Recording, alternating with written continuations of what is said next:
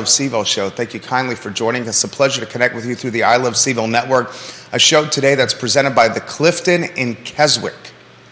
Memorable dining experience, fantastic happy hour, date night perfect for Valentine's Day, hotel lodging of extraordinary talented proportions, and the staff is absolutely phenomenal. The Clifton is making memories in Keswick, Virginia, a partner of this fine and fair talk show.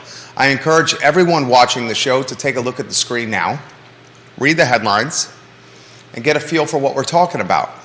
For those of you that are listening to the program via Bluetooth on Spotify, iTunes, Apple Podcasts, YouTube, LinkedIn, Instagram, the Fountain app, 15 Facebook pages, 15 Twitter accounts, here's a snapshot of what we'll talk about today.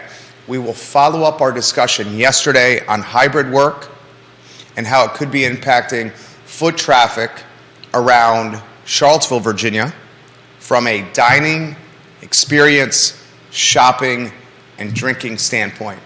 We also have a little bit of clarity on the Paul Manning Biotech Institute with the University of Virginia now releasing details of what to expect. We'll chitter-chatter the city manager search here in Charlottesville. You're not going to believe this. You probably will actually believe this. Charlottesville City Hall is going to hire a consulting firm to help them find the next city manager.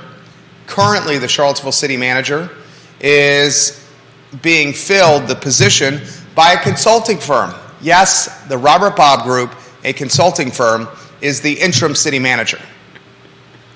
Now Charlottesville City is using taxpayer dollars to hire another consulting firm to find a permanent city manager. I'm having a really hard time with this, Judah.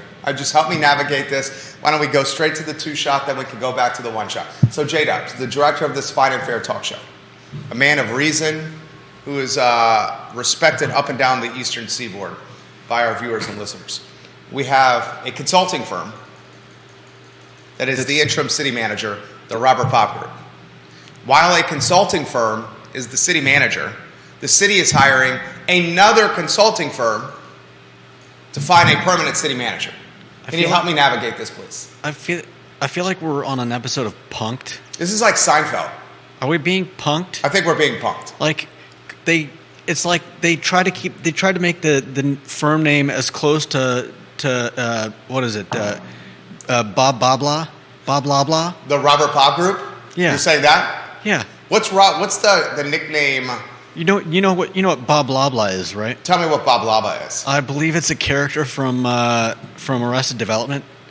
Bob Lob Law. Oh. But obviously, if you put the name together, it sounds absurd. Kind of like the Robert Bob Group. What is the nickname for Robert? Bob. Oh, get out of town! It's Bob. So we got the Bob Group as a consulting firm that's acting as the city manager. The Bob Group. And you said that they're hiring another consulting firm to look for their replacement? Oh, yeah. Another consulting firm to find the city manager, while the Bob Group is the acting city manager. You can't make this stuff up, folks. I mean, you can't make this up. Should we be only in Charlottesville? Well, should we be impressed that they're not hiring themselves? Oh, you're saying, are we surprised that the Bob Group didn't? Because the Bob Group's calling the shots.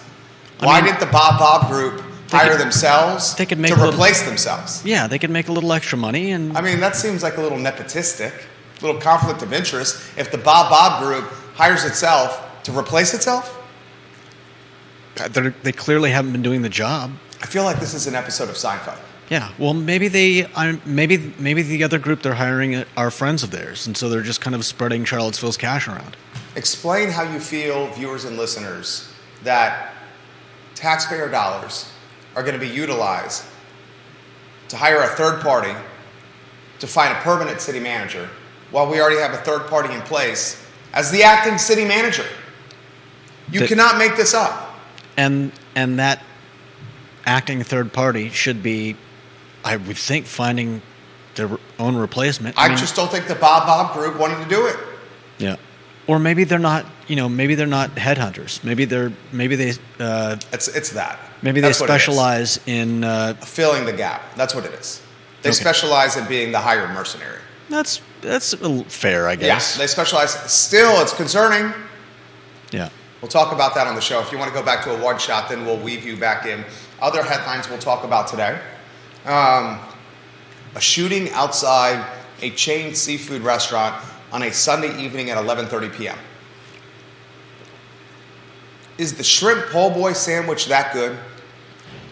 Is the pasta Alfredo with the side of shrimp skewer that good that there was a rush to sit down and eat the food at Red Crab Seafood, that a woman got popped by a bullet at 11:30 p.m. on a Sunday evening?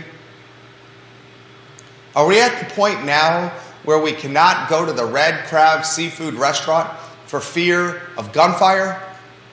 Albemarle County Police active investigation, asking the community for help. We will let you know the scuttlebutt we're hearing after hours of what's happening at Red Crab Seafood on Route 29 today on this Fair and Fine talk show. Hunter Smith has been in the news for, months now. He's the owner of Champion Brewing Company and Champion Hospitality. One of the many brands that he is a part of are in peril. They are not financially solvent. And now Brews on High has officially closed, and the social media channels have been eviscerated and evaporated. Brews on High never had a chance to take off with the construction that was going on High Street. Yeah. Never really seemed to have consistent hours. The concept of the business, no one really knew. Was it a brew-through to buy booze? Was it a coffee shop? What was going on there? It was a former bank location on High Street. It's officially closed. We'll give you some ideas of what should replace it. And speaking of closings, the Spice Diva is shutting its doors. The Spice Diva has been a fixture on West Main Street for a decade plus. Phyllis Hunter, the proprietor, she went from a little cubby in the Market Street shops to taking a larger location as her business grew. And she's now officially closing her doors on the 28th of February. It was a charming shop, a quaint shop. But in a time of economic difficulty, in a post-COVID, post-pandemic climate, she faced tremendous headwinds like many retail outlets have. She was hesitant to bring live events back to the Spice Diva because of COVID. They certainly took a back seat during the pandemic. And frankly speaking, inflation, the CPI number, which we'll talk about with Alex Urpí, just came in hot, hotter than expected. Market's a little volatile today because of it. Folks are counting their pennies, and perhaps buying premium spices does not fit in Central Virginians' budgets. We'll talk about what should replace the Spice Diva on today's Fine and Fair talk show, and we'll highlight again more businesses on the near horizon, and we will let you hear it from the business instead of from me.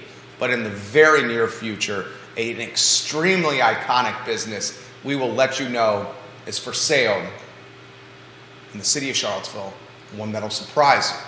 I want to follow up with yesterday's conversation. I thought Judah Wickower was very much on point yesterday, doing a job well done. In fact, Lisa Costello even gave you some props. Workers in Manhattan are spending about 30% less time in the office because of hybrid work. And as a result of that hybrid work, the dining and the entertainment and the drinking and the food around office hubs in the Big Apple are down.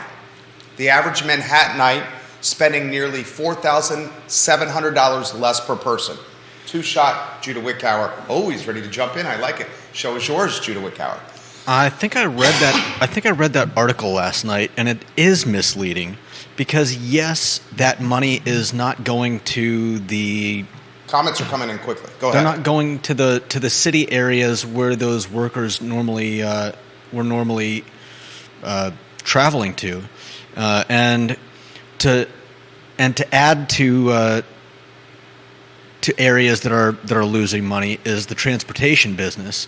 They're wondering, what to do about about the subway lines and things like that when they have less people using it, and of course, paying the subway brings in money to the city. Food taxes brings in money to the city. Property taxes from businesses running food and whatever other businesses around the offices that are getting less and less, and including the offices themselves. There are less, all these property owners, all these landlords are losing money on offices that are getting less use. Then you've got places like business centers and restaurants that host things like work meetings, and they're getting less money. The thing is, it's not that money is just disappearing. And part of what they mention ever so briefly in the article is that the businesses around the neighborhoods where these people live are upticking.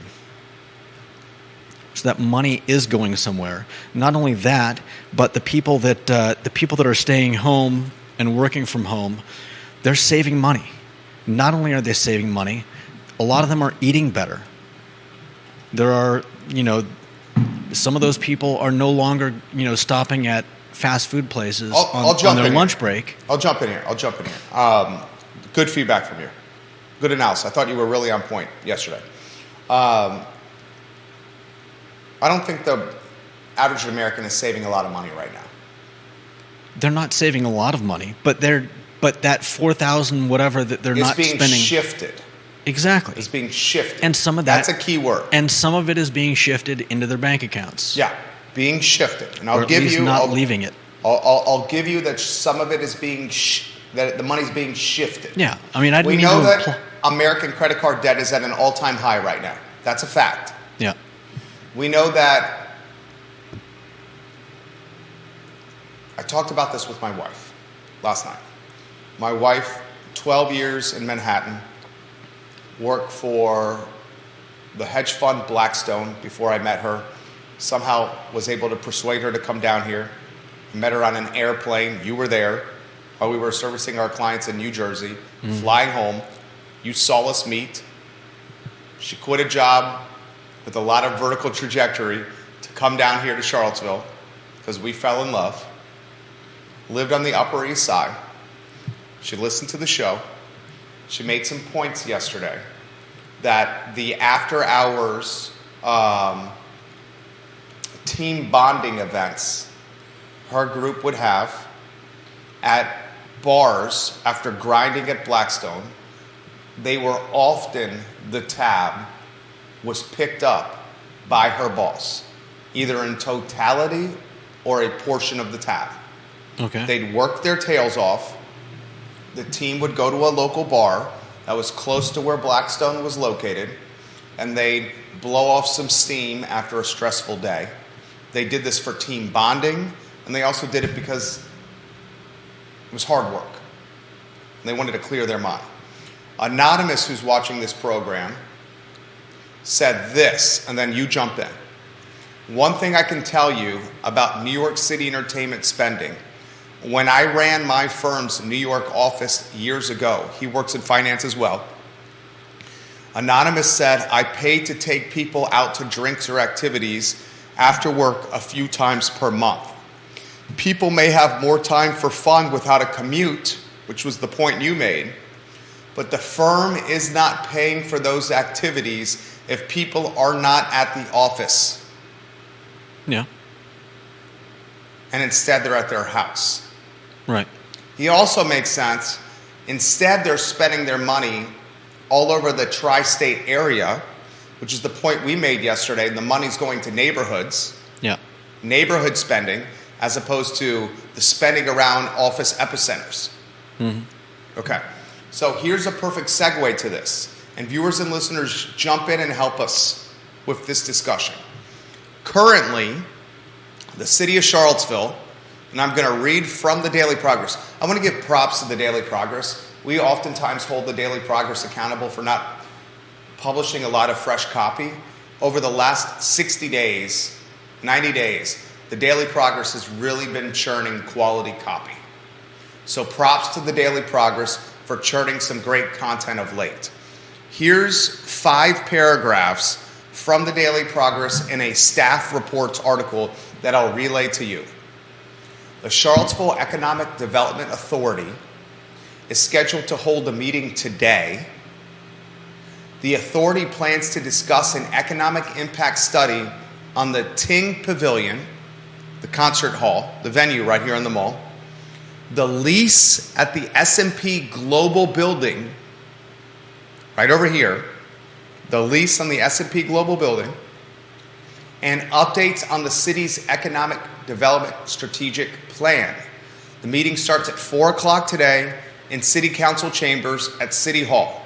The Charlottesville Economic Development Authority is a 7-member body that meets monthly to promote business development around the city of Charlottesville.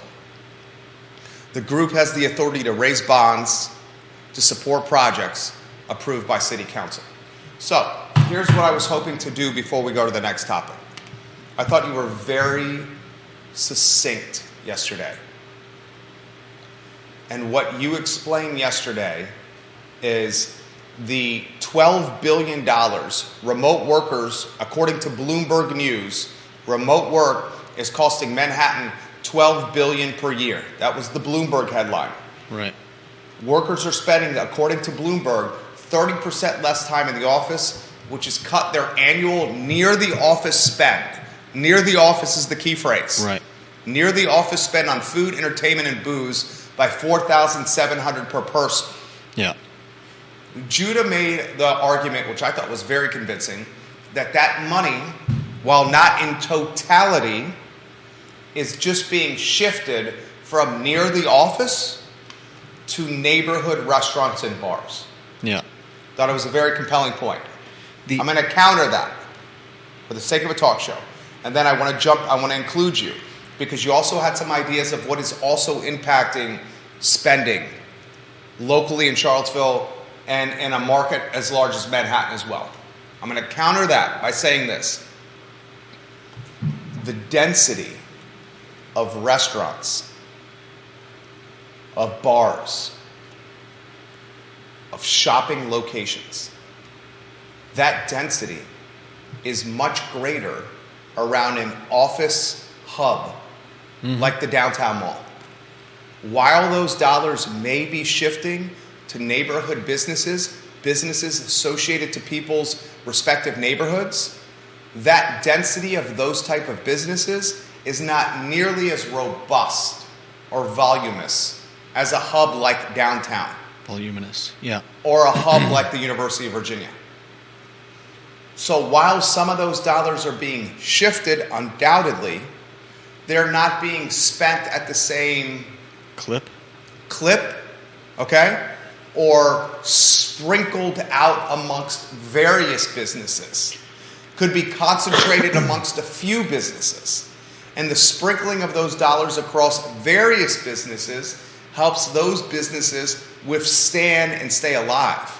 If those dollars are being concentrated amongst just a few neighborhood businesses, that would lead to more small business attrition, aka closings. Right. I think we have an underlying problem that is very new, because I think part of the issue is that nobody wanted to commute. Nobody wanted to make a half an hour, 45-minute, hour trip into a city and work and spend money at some, whether it's a bagel stand or a fast coffee food shop, place, whatever it is. or whatever. Yeah. They didn't want to spend all their money on expensive stuff, but what are you going to do? I mean, you can brown bag your lunch. Yes, you can brown bag your lunch. I bring lunch often to work. Yes. They could do that. They I could. understand that doesn't happen. But that would cause the exact same problem. That would cause neighborhood spending. That would be neighborhood spending.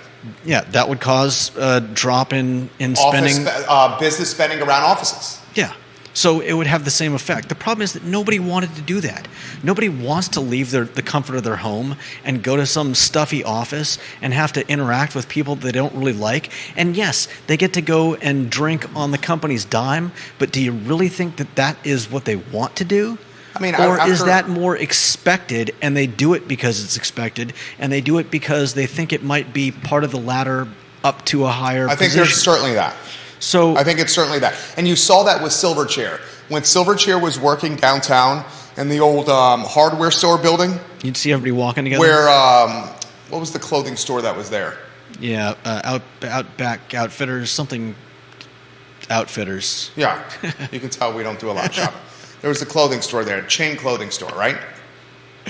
Yeah. What was it called, viewers and listeners? Okay, but Urban Outfitters. Urban Outfitters. There you go. Well done, Judah. Well done, J-Dubs. Well done, Judah B. Woodcower.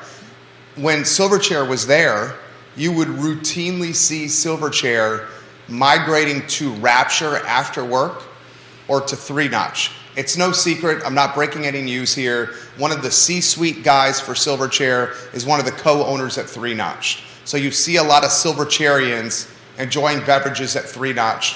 Prior to that, they were at Rapture. There was a reason why Rapture and Mike and Cecilia, the owners at Rapture, always kept a 3-Notch beer on tap. Okay, there's a reason for that. It was strategic because they wanted to be the after-hours hangout for Silverchair.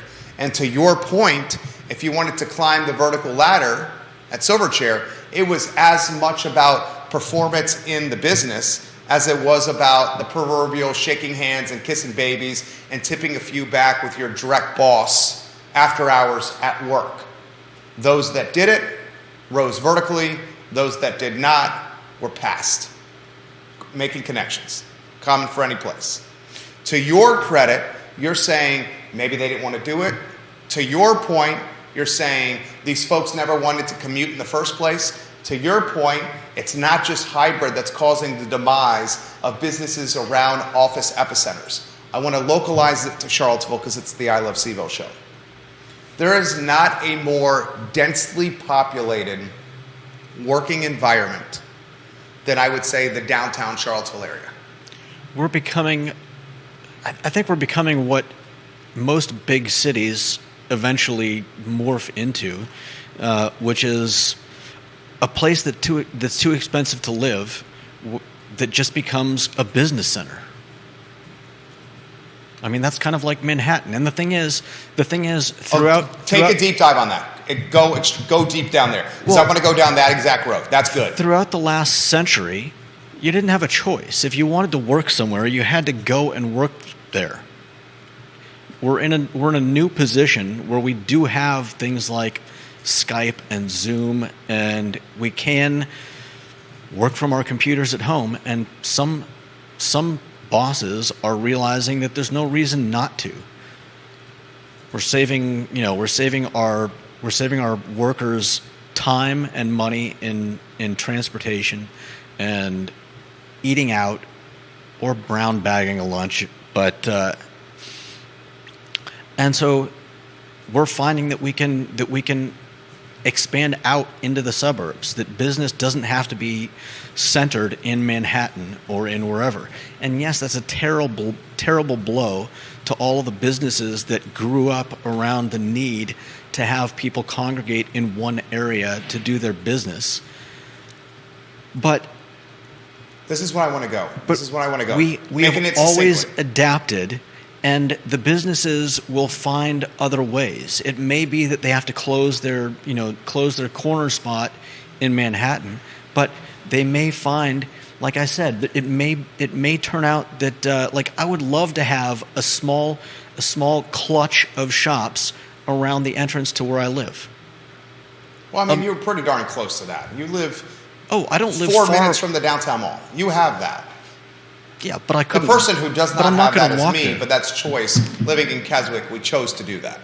We chose the serenity now, and we chose to live amongst essentially farms and estates. But one of the things I loved about Savannah is that there was a tiny little gas station with a tiny little supermarket, kind of like the one next door, where you could get not everything that you wanted, but if you need some basics, you can go there, you can get fruits and vegetables, you can get milk, you can get soda. I want to localize this to Charlottesville. Yeah, Okay. and that's what I'm trying to do. Okay. I was just reading something recently about the problem with people having an issue with getting around Charlottesville. And a lot of them are afraid to walk, and a lot of them are afraid to bike. And what if places like Reed's and Market Street Market had more outlets to more neighborhoods? I'm going to jump in on that. The last thing this area needs is more grocery stores. If anyone watching this program, we're over groceried.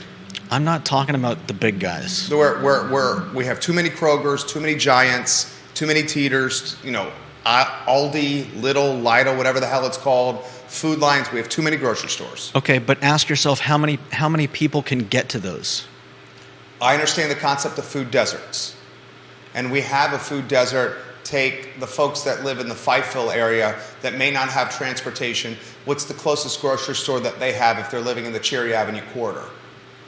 Probably Reed's on Preston or the Market Street Market right next to this studio, depending on what area of Cherry Avenue they live on.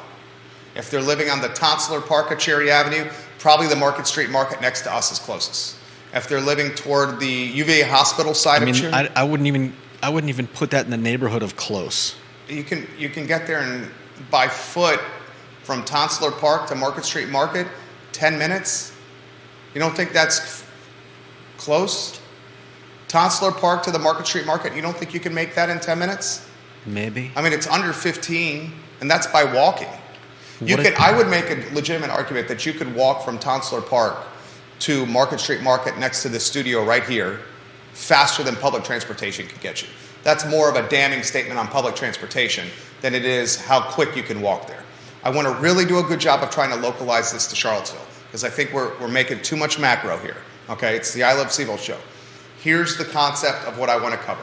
If we continue to go hybrid or this work remote mindset, which we all know with technology becoming more ubiquitous and robust, approachable and efficient, that the work from home mindset is going to get momentum behind it. It's not going to go away.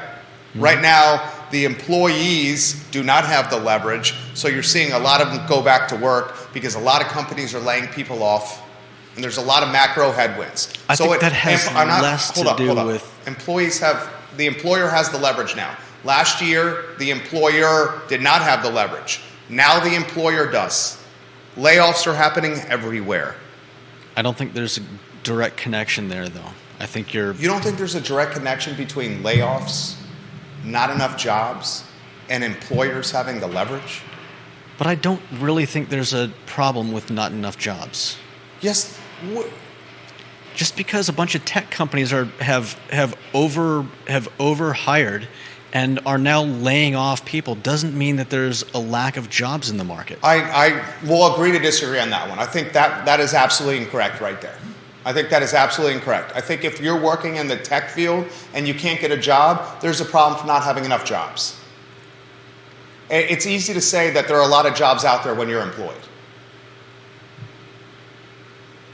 When you can't find a job, that's when you got to have some empathy for folks. You have a job. It's easy to say that.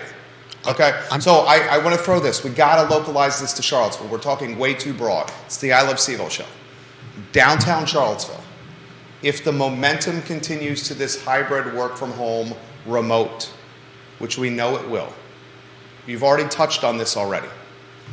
What is the impact it will have on an area like this? The folks that are open, how many businesses can we think of that are only open for the daytime workers? Bagby's is not open for dinner. Right. Blue Ridge Country Store is not open for dinner. Mm-hmm. Not open for dinner. That's just off the top of my head, those two right there. They're not even open when I get off work, I don't think. Blue Ridge Country Store is not open on the weekend. Yeah. Bagby's closes at 3. Closes at 3 o'clock. Explain to me how a Bagby's or a Blue Ridge Country Store survives with less workers in these towers around Bagby's and Blue Ridge Country Store. The whole point of them operating and why they're in existence is to cherry pick the foot traffic in all these towers that are around them. It's literally, those businesses would not be able to survive in their current iteration. Yeah. Now, I will give you this. The points you made yesterday are really good. I don't think it's just the work from home that is impacting this. I think it's also obscene amounts of credit card debt, highest in American history. Yeah. I think it's the fact that, look at inflation came in hot yet again today. Yet again it's coming hot. Mm-hmm. I'm looking at my portfolio, and I go up in the beginning of the day up 1.75% to right below this, right when this show started, in the red. Now I'm up 1.13% for the day. I mean, it's a roller coaster ride. Okay? I also think there's still a fair amount of people trying to reinvent themselves post-pandemic because they wanted to do something completely different. That was a phenomenon. The Great Resignation, although recent surveys have indicated that folks, what was the stat? 80% of the people during the Great Resignation regret resigning, quitting the job they did. That was a study we talked about last week. That's what they're saying. The quintessential grass is not always greener, right? So I want to get to this topic. How will it impact Charlottesville? How will it impact Charlottesville? I think it has been, and I think that a lot of companies are going to have to pivot. I mean, you talk a lot about experiential marketing. Omni experiential retail. Yeah. Omni experiential retail is what Animal Connection does at X Park, or what the Happy Cook does, what the Spice Diva used to do. Yeah. They created pay-for-play classes. Or Animal Connection grooming self-serve dog wash. You can't buy grooming and self-serve dog washes online. You cannot do a cooking class. Well, you probably could do it online. In fact, there's probably video tutorials of how you can do it online, but it's going to be much better in person. And then you're able to buy the kitchen equipment that you utilize in your cooking class. It's brilliant. It's absolutely brilliant. Omni-experiential retail. Is that what the mall is going to evolve into? Businesses that are selling experiences. Like, look, it's no secret. Look at the ones that are coming here. An escape room is opening up on the pavilion side of the mall. Escape room. That's an experience. Decades Arcade is opening up on the downtown mall. Decades Arcade is an experience. Sure, you can play video games at home, but it's not the same as playing Miss Pac-Man on a box with a joystick in an arcade. You agree with that? Yeah. Music venues. Yes, you can listen to the music at home, but you're not going to have the same energy of listening to it in person. Right. Is the future of downtown strictly businesses of experience, as workers in the towers that surround the downtown mall are less likely to be in there with technology vastly improving? That's a question. Yeah. That's a cocktail conversation starter for you. I think what I was getting at is that the businesses on the downtown mall need to find a way to draw people. If the city's not doing it with things like First Night Virginia, I'm glad, and I hope it works. I hope it works out in favor of the businesses on the mall. This flower planter contest that they're going to have. I hope that helps draw people to the downtown mall. But we need omni-experiential retail. Omni-experiential businesses. Why don't we just call it that? Yeah, it doesn't need to be retail, but we need businesses that draw people to the downtown mall. And having a place open for lunch, while it's nice if you're there, if you're on the downtown mall, if you're near the business and you happen to need to stop for lunch, that's great. But I just don't see I don't see the downtown mall being a draw as much as it used to be for people looking for a place to eat. There we go. You can go somewhere. How lack of a draw is it going to be when the towers housing the workers are half full or at not capacity and people are not working 9 to 5s or 9 to 6s every day? The downtown mall not only has a branding issue from a safety standpoint, The downtown mall not only has a branding issue, some people would say from a parking standpoint. I think the parking thing is bogus. As Bob Yarborough has said, the king of Redfields many times, I never have a problem parking anywhere in Charlottesville. Right. Still, some people have the perception that parking downtown is difficult. It has that problem, it has to overcome. Well, I think there are times when I don't mind, like, parking somewhere and walking a block or two to get to the downtown mall, and then walking a block or two. Sometimes I'm here for the downtown mall, and that's fine. But there are other times when I'm out with my parents, they don't want to walk to the downtown mall and then walk to wherever we're eating. They'd rather go somewhere where you can park in a parking lot right next to the like Red Hub Food or Red what the hell's the name of the place? Red Crab Seafood. Evidently, you guys like to park there. Watch out for gunfire on Sunday night at 11:30 p.m. Yeah. Why the hell there's gunfire at Sunday night outside of a seafood place on Route 29 in Albemarle County scares the bejeebus out of me. That's closed. The scuttlebutt says after hours. Drugs. Red. We're not trying to knock anyone's name here, but the scuttlebutt after hours has Red Crab Seafood turning into a gentleman's parlor with ladies that perhaps are not fully clothed. At least one night a week. At least one night a week. But this is Charlottesville, so they do have to... You're choosing your words very carefully, I hope, right now. Yeah. I was going to say they do have to have the star stickers? The important bits covered. The star stickers. We'll leave them as star stickers. Let's call them star stickers. Okay. The star stickers have to be on. The scuttlebutt has that happening after hours. Perhaps that's what led to this gunshot, this victim. There's also McDonald's a stone's throw away. What does the McDonald's have to do with it? It's open late. Oh. I think where there's smoke, there's fire. And what we're hearing that is happening after hours at this restaurant is likely what generated the violence. But we'll leave that to the police authorities to figure out. Bill McChesney, exactly right. If you're on the I Love CVille, if you're watching on Facebook, go to the I Love CVille group and look at the comment Bill McChesney left in the I Love CVille group. Anonymous says this: I did an analysis of walkability distance to grocery stores last year using Google Walk Time. The median walk time to a grocery store for Charlottesville is 16 minutes.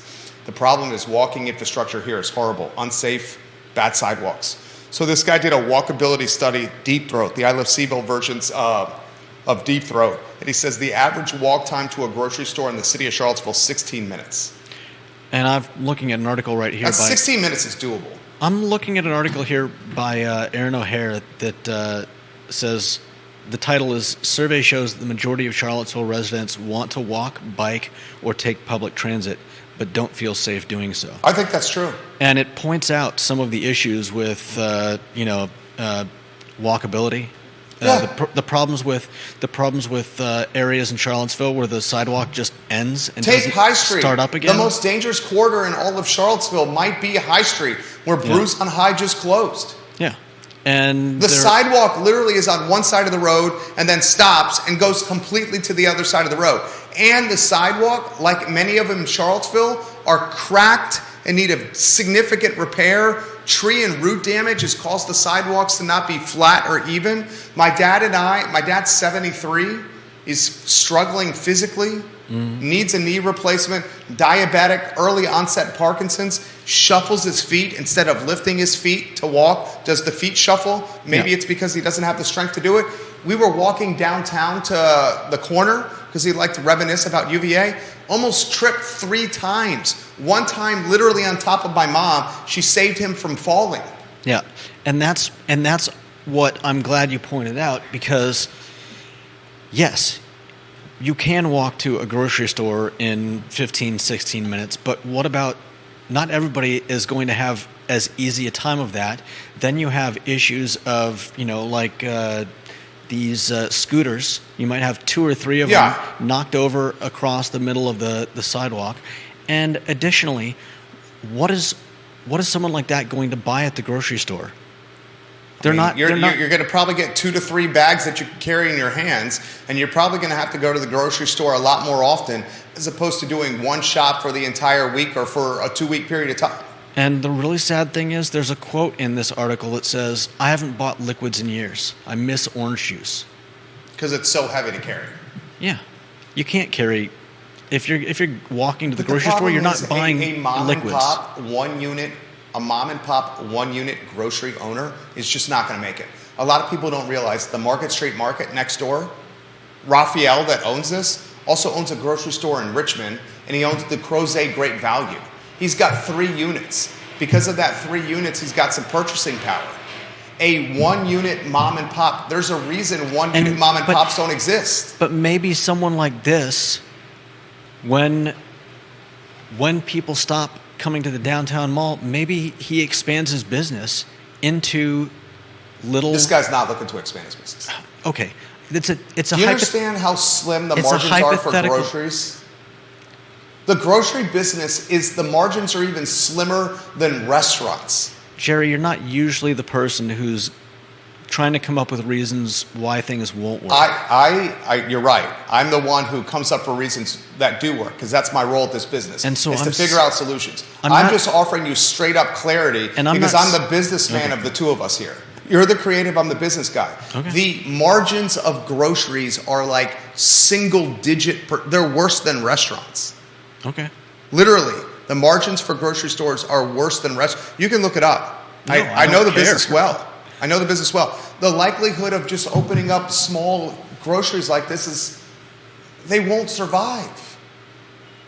I would love to see, dude, I live in Keswick. For me to go from my house in Glenmore to the Giant and back. Yesterday I forgot to get something my wife asked me to get. So I went home, had to go to the Giant, and came back. That round trip was probably 45 minutes. There's no one, I won't say no one. I understand the concept of a food desert. Granted, we chose a food desert as opposed to being stuck in a food desert. It's very different. We chose it. The 1 unit operator can't make it. I love your idea. I'm not knocking it. So you're basically saying that there's no answer. We're basically going to destroy downtown areas by not That's my word. using them, and no one is gonna pivot. I mean, can it be? How many more music venues can it be? How many more music venues can it be? When is the technology going to be so great, just like sports, where people would rather just watch the game on their couch, on their 80-inch flat screen TV in the comfort of their home, as opposed to going to the game in person? Because that's happening right now. When's that going to happen to music? Pretty damn soon, I bet, right? Sure. I mean, what's going to be left? What are we going to have here? I think the pivot is the omni-experiential, where you're going downtown for escape room. You went downtown for an arcade. Now, what counters that argument of mine is the ice park. Ice park failed. Granted, its proprietor, Mark Brown, failed it, but the ice park failed. There's a reason the ice park shut down. We all miss the ice park. Everyone says, I missed the skating rink. I missed the ice park. It's now an office building. Well, you didn't miss it enough to keep it alive when it was there by patronizing it. Yeah. I missed the ice park. Downtown's only family attraction. No one came. That's why it shut down. No one came. It was empty most of the time. I would try to take macro topics and localize them. This macro phenomenon of office complexes being completely empty or partially empty, or hybrid work keeping people from being in office complexes, and the businesses that chose Class A rental space around those buildings suffering as a result, that's going to happen here, if not already is happening. I mean, does Bagby's change their hours? To what? Like you said, nighttime? I mean, how many people are looking to get sandwiches? Great call. Probably not many. I mean, what would you do? You know the guy. His son works next to him. We'll weave Alex in. I'm not going to be able to get to some of these other topics here on the show because I want to get to an interview with Alex here on the show. Come on in anytime you're ready. We'll save some of these other topics for tomorrow. the shooting at Red Crab Seafood, Brews on High close, Spice Diva closing, inflation coming in hotter than expected. We can certainly talk about that with Alex Urpí here, the CEO of Emergent Financial Services. What do you make of this office topic? Yeah, I think it is going to be a challenge, because there are a lot of businesses you can think of that, if you're not, particularly as we've talked about, right, you're not getting a lot of foot traffic by people deliberately choosing to come downtown right now. Right? You're not getting a lot of the families saying, I'm going to deliberately choose to go downtown and patronize. So what you're left with is people who are already downtown, which is usually daytime office workers. So if those aren't there anymore, you have a stable source of income that is just gone. And I'm not exactly seeing what replaces that, short of basically people choosing to come downtown again, which I think, to your point, Jerry, experiences is going to have to be part of why they would choose to do so. And they're also going to have to feel more comfortable doing so. Right. And look at this comment here. This is from, and this comment's on multiple Facebook pages, a variation of this. Okay? This is from Grayson. Yes, a corner store is great, but anyone thinks that they could do their full grocery shop at a corner store is crazy. You would be spending 4 to 5 times the price of a Food Lion or a Teeter or a Kroger if you did your entire grocery shop at a corner store, and that would further keep folks that don't have any money down. This is from Deep Throat, who literally owns a brownstone in Brooklyn. It has a brownstone in Brooklyn. Anyone who has lived in New York City can tell you how the corner grocery model works. They cannot compete on price with the large grocery stores. No. They are bodegas. The model is massively premium prices for crummy merchandise. That's the bodega model. That's the point I'm making. No one in their right mind, in a time when people are pinching pennies and have the highest credit card debt in American history, would open a bodega. Like, the consumer is more price conscious now than ever. Yeah, the issue is, as much as we like to localize things here, this is basically, what we're talking about here is basically the current model of the United States. We have, the moment we went suburb and we went large grocery chains to save money because of economies of scale, this is what happens, right? There aren't Walmarts and Krogers that appear in the middle of suburban neighborhoods or inner city neighborhoods, nor would some of the people living in those areas really want them. And would you want your neighbors, and then suddenly your house is now across the street from a Kroger? People living there might not want that either. So the issue is, as much as it's a local phenomenon, it's also the nature of how we live in the United States. We don't resemble Europe anymore, where you walk to buy your food. We are a suburban nation where people drive, or you either drive if you have a car, or you have to take transportation and walk long distances to get to grocery stores, because there are no small grocery stores that can compete with large economy scale ones. And the crappy part about this, and Judah, jump in anytime you want. The crappy part about that is the folks that are impacted by this driving economy we've created are the financial margin. Well, people who don't have cars. Yeah. But that's been the case for the last 50 plus years. No doubt. Since we suburbanized. Certainly worse now with cost of goods. We're going to talk CPI here in a matter of moments. Still coming in hotter than expected. What the heck? What the HE double hockey sticks? We got to talk about that now. I thought that was behind us. I thought maybe you did as well. He didn't. Okay? So now we got more volatility on Wall Street. We had a client in here. We cannot use this person's name or identify their sex. Okay? But you were in the conversation right before the show started, and how this particular client was very lukewarm on their business performance. And this is a client that we've worked alongside for almost a decade. Mm-hmm. And they're saying people are coming here and they're taking pictures of what I got and then going and buying it online after they get all the knowledge from me and then leaving and buying it online. You heard that, right? Yeah. Which is a shame.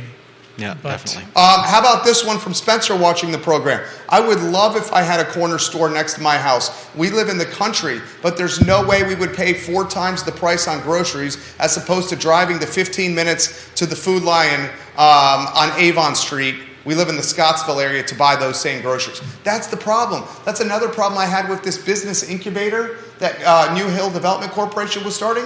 Why would they launch an incubator to put people in restaurants?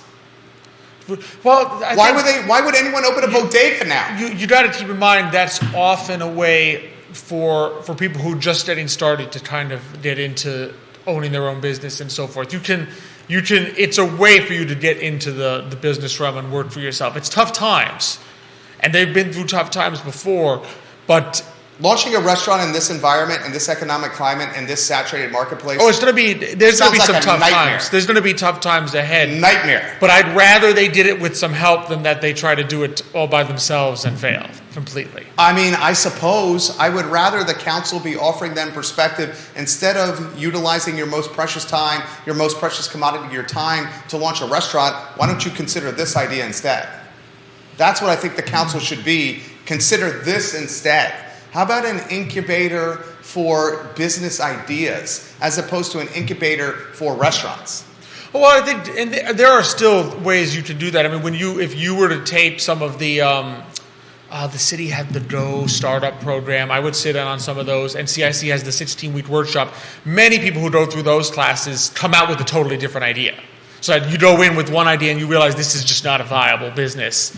I think the kitchen incubator there is more of people who have determined that is the right course of action for them, whether it's a food truck or a startup there. But there are other methods if you're total idea phase to be able to realize that this is not a viable business for me. Travis Hackworth in Danville. Alex, tagging you.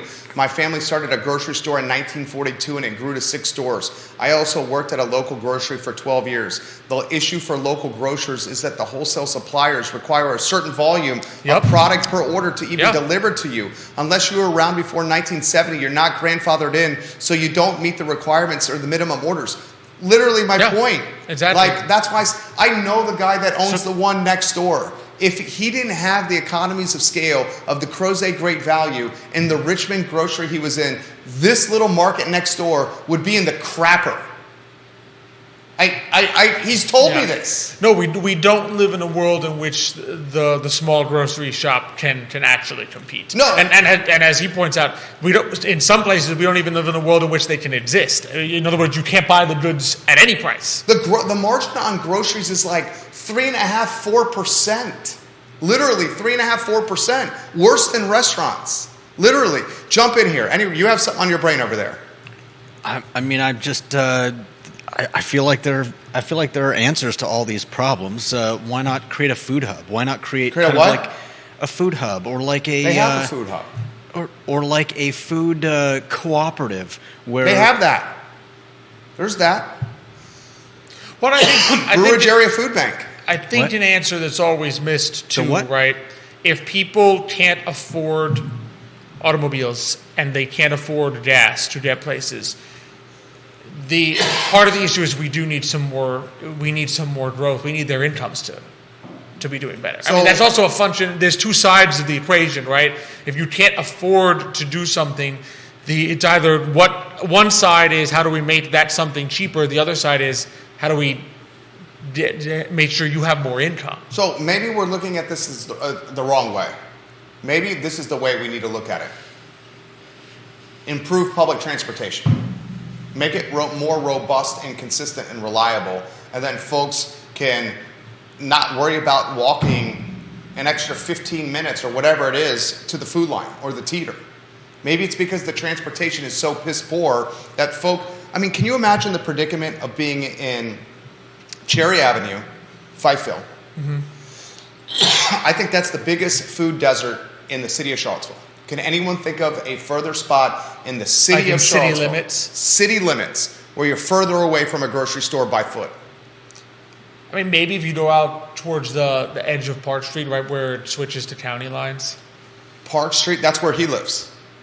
Like right before the county line. He goes Park Ryle, that's where you live. What is the closest grocery to you? I mean, there's nothing far either. What's the closest one to you? I can drive to anywhere within like 5 or 10 minutes. Yeah, you're close to everything. You have a phenomenal spot. What's the closest by foot to you? But if I had to walk, I don't think I would. What is the closest one to you? I don't know. I've never. Well, brainstorm. Brainstorm? I mean, you want me to graph it out on a map? You understand basic geography. Maybe the Aldi right? near Rio. Yeah, basic geography. What is the closest grocery store to your house? Yeah, it probably is the Aldi. Okay, the Aldi. I don't have distances. Yeah, so that's the closest one, the Aldi. Most likely. So what are you talking about? Less than a 10-minute walk from your house to Aldi? I've never walked it. I'm I sure think it would take 15 minutes? A little It would take more. a lot more than 10 minutes. 15? Yeah, I'd say closer to At 15, least. 20. Okay, 15-minute walk? At least. I mean, I can put it in on Google Maps if you want me to. I mean, you can do the same. I mean, where you live is literally in the center of town, isn't it? Would you say that's as close to centers? Here's my point. The biggest food hub that you can possibly find, the biggest grocery desert that you could possibly find is Fifeville, Cherry Avenue, and city limits. Okay? Where if you don't have a car, you're living paycheck to paycheck, you're struggling financially, how are you going to get to a grocery store? There's a reason that like Food Master on Avon Extended, that convenience store. Mm-hmm. You know these convenience stores that sell like unhealthy stuff, essentially? Yeah. You know what I'm talking about? Yeah. Those convenience stores where it's like they position these convenience stores that are selling. I'm not talking about like Bel Air or the Exxon. I'm talking about the ones. Yeah, you're selling Twinkies. Yeah, those, that kind of moonlights as a bodega. That just happens to maybe have a couple tanks of gas. There's a reason they strategically position themselves in poorer neighborhoods. Yeah. Because they know they can't, the folks that live in poor neighborhoods have no means of transportation. To get there, yeah. To get but again, that's why there's two sides to it. There's yes, you can improve public transportation, but the other side is how do you get them to not be so poor that they have no means of transportation. It looks like I'm sure a lot of them would say, would you rather be making more money such that you can afford a car, or would you rather we add a bus line so that you can take the bus? Most of them would probably say, increase my income so I can afford a car. Because they want the personal convenience. Because you have the personal convenience, they can go wherever they want. So I mean, that's I think part of the greater issue of poverty rather than just necessarily the issue. Like, in other words, the poverty issue is what then brings in the issue of transportation. Exactly. Vanessa Parkhill says in Earlysville, I know someone who had a smaller market who bought a lot of their goods at Sam's Club and then marked them up for resale in their own smaller store in town. That shows you how difficult that business is. Anonymous says, I have the data you guys are looking for. Northern Locust Grove, the middle of the Greenbrier neighborhood, has the longest distance on his analysis from a walking standpoint to a grocery store. And that's Lloyd Snooks' neighborhood. And they're pretty close to me. I'm looking at, I looked at the three main, well, from where I live, it says 52 minutes walking to Aldi, 48 minutes walking to the food line at the bottom of Pantops, and an hour and 7 minutes if I wanted to go to the Kroger on at Barracks. Yeah, in other words, impossible. How far was that walk, Deep Throat, from Northern Locust Grove, the middle of the Greenbrier neighborhood, to the closest grocery store? Do you have a timestamp, Deep Throat, on how far that is? Matt Daring, got that right, Matt Daring. Matt, you're contributing to this program a lot. You're going to soon get a nickname, my friend, for your positive contributions. I will come up with a creative nickname for you, Matt Daring.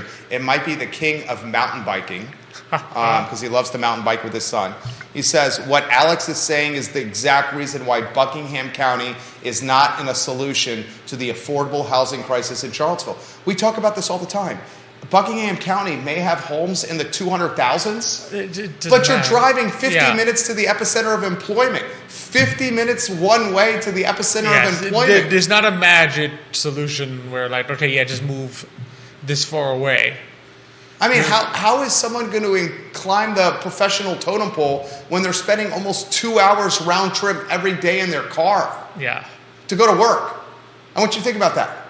How's that going to work? It can't work.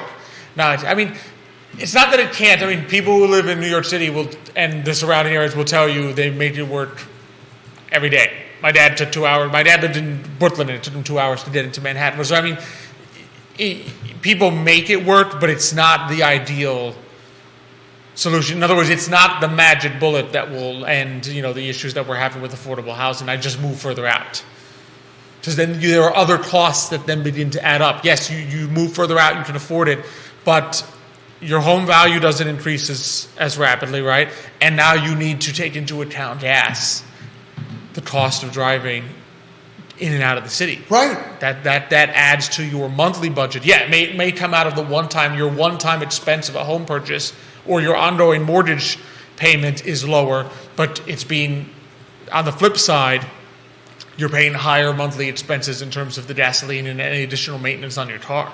Stephen Coppinger watching this program. Jerry, Judah, and Alex. I'm a 2006 graduate of the University of Virginia and recently found the I Love CVille show a few weeks ago. Since I found you guys, I've been watching every day. My family and I live outside Naples, Florida, but we have ties to Charlottesville. Would love to get back to you. And the topic of groceries, I would not encourage anyone to get into this business. This was my family's business, and we were put out of business by the big guys because we didn't have the economies of scale to compete on price. And in times of great hardship, all anyone cares about is what it costs. Yes. No, that they have found watching that in Naples, Florida. To be sure, yeah, this stood welcome to the show. They have found it to be so economically all the time. In other words, when times are good, people will trade cost for convenience. In other words, they may pay or an cost additional for loyalty. Or loyalty, yeah. Like they may pay loyalty. $2 more to go to the local person. They may pay $2 more so that I don't have to get in the car for 20 minutes, right? But with inferior goods, and by inferior I don't mean that they're bad quality. What inferior goods is goods that you have to, in other words, you begin to buy more of them as your income declines. So you can't afford steak, so you buy chopped meat. When it comes to those, when times are tough, the only thing that matters is price. People will substitute a lot of things to get the lower price. I mean, Anonymous says this. On the data that I have, the walk from the middle of Greenbrier, the northern Locust Grove neighborhood, to the closest grocery store is 25 minutes. 25 minutes, he says, is the furthest in the city of Charlottesville. Which really is not a very realistic. I mean, you can't bring groceries. I mean, you might be able to bring like one bag in each hand. Yeah, bag in each hand, yeah. And if it's raining or inclement weather of any kind, you would never do that. 50 minutes round trip to walk? No. I mean, that's a food desert, right? Judah Wickower, jump in here. What's on the brain? What's on my brain is coming up with solutions, but apparently we're all about how stuff won't work. So, you're right. Apparently, it's impossible to do, and I don't know what's going to happen to Charlottesville when it crumbles. Solutions. How about food cooking classes on the downtown mall? Solutions. Stuff that is experiences. Solutions. Stuff that's not directly tied to restaurants and expensive shopping. Solutions. Differentiate yourself from a crowded music marketplace.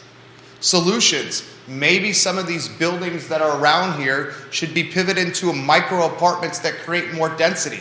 Guess what? The building we're in, the Macklin building, is a condo building. I own a large chunk of this. If things go according to plan, I may be able to convert this to studio apartments.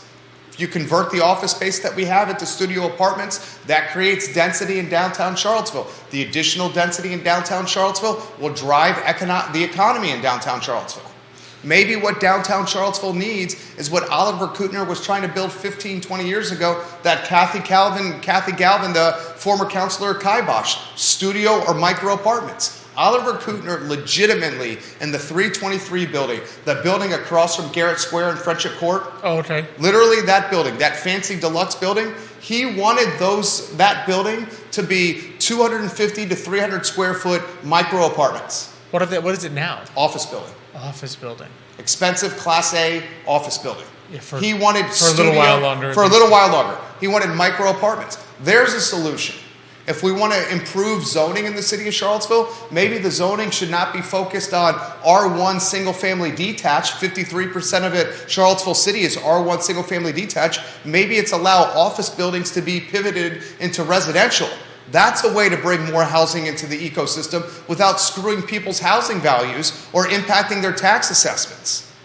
And again, you can't discount. Remember, no one, like as an example, right? No one would call Glenmore, where you are, Jerry, a food desert. Why?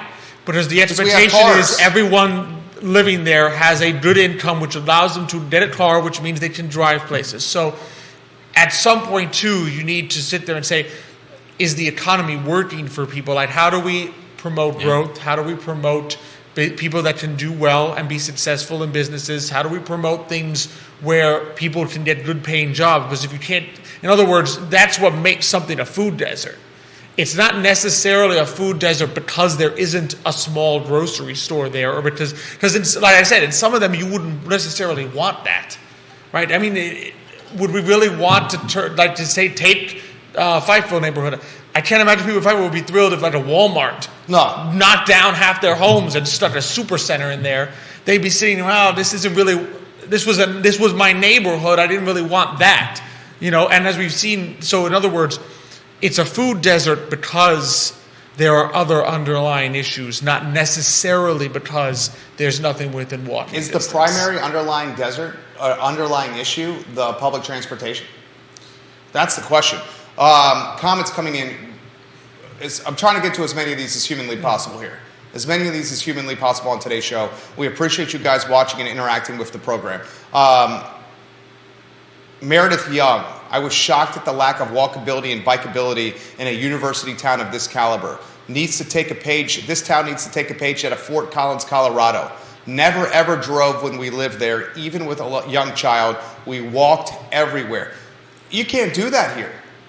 You cannot walk everywhere. Where are the only neighborhoods that you could potentially walk everywhere? I mean, right around here. Yeah. Belmont, North Downtown. Belmont, North Downtown. The Belmont. And could you even do that? You can, but like you're in the street a lot. Like, right. There's not a lot of sidewalks either. Yeah. And they're not in the best of shape. Okay, how about this question? Viewers and listeners, if you're a mom and dad of young children, would you feel comfortable walking anywhere with your young children as your means of transportation in this town? Who would say yes? Hell no. Who would say yes? And like we talked about last time, safety has a big issue with that. When people don't feel safe, they don't want to walk. Exactly. Deep Throat says this: office conversion is a great idea. It's a big push in New York City from Eric Adams. He's doing office to residential. He says, if you need investors for the Macklin building, let me know. Well, thank you for that, Deep Throat, right there. Why not allow the zoning to change where we allow folks that own office complexes to have more flexibility with converting them into studio or micro apartments? Which I would imagine people living in R1 neighborhoods would prefer that to the rezoning of their in their own neighborhood. Yeah, because the always issue with my dad, I'm sure, actually one time was my dad and even Pete Smith's dad, Pop, were on the same page on that. In other words, sometimes you move to a place like Charlottesville from a big city, not so that you move to an R1 neighborhood and now suddenly it's full of apartments again. That's what I just left, right? So an office building is already a big office building. It's already a big office building. Yeah, in other words, no one is across the way from the big office building saying, oh no, this big eyesore of an office building is now a big eyesore of apartments. They don't care. What they don't want is that, I had my neighbor across the street and it was a little house, and now suddenly I have no sunlight because they built an apartment complex. An apartment complex. There's the Enterprise Center literally across from this. Joffrey owns this building across from us, 401 East Market Street. Why did that get converted to micro apartments? Why didn't it? Why can we not do that? Oh, I suppose we could. What? No, we can't. Not right now. Because of the zoning? Yeah. The zoning. Well, maybe by the time he's ready to do that, he can get it to rezoned. Why can't I take the first and second floor of the Macklin and do that? Mine has a little different flexibility because it's a condoed HOA building. That right there is straight up commercial. We got 30 seconds each of us, and then I'll close here. 30 seconds, Alex Urpí. 30 seconds, Judah Wickower, then I'll close her down. Show is yours, Alex Urpí. I'm going to say the key thing you got to think about is sometimes you have to go a little deeper. You have to say, all right, given, like Judah said, we know some things that won't work, but what does? Can we look at public transportation? Can we look at making the sidewalks a little nice? Can we look at safety? Can we look at make sure people feel comfortable walking from A to B? And can we look at how, in other words, what needs to be done on the income side? Why are the jobs that are here not sufficient to make this work? And so I think those are some of the things we have to look at. There are solutions there, and I know there's a lot of people already working on those here. Very well said. Alex Urpí, the co-star of Today y Mañana, Thursdays at 10:15 a.m. on the I Love CVille Network. Judah, anything on the medulla oblongata over there? Yeah, I feel like somebody who is determined to make it work could find a way to spread out a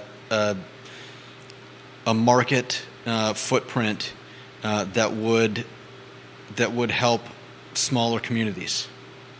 Fair. Yeah, it's fair. Okay. No, I fair. hope if you can find that person and they can overcome the 2 to 3% margins, I wish them the best of luck. It's not like I don't want that. I would love if that happened. I just don't understand the finances of it. Judah Wickower is on point today. Alex Urpí is always on point. This is the I Love CVille Show. We talk local. We take big topics and we localize them for this town. We'll see you tomorrow at 12:30, guys. So long. Nicely done, boys. Excellent, excellent work. Excellent. Right. Do you happen to know, Mike wanted to know any news on Stonefield?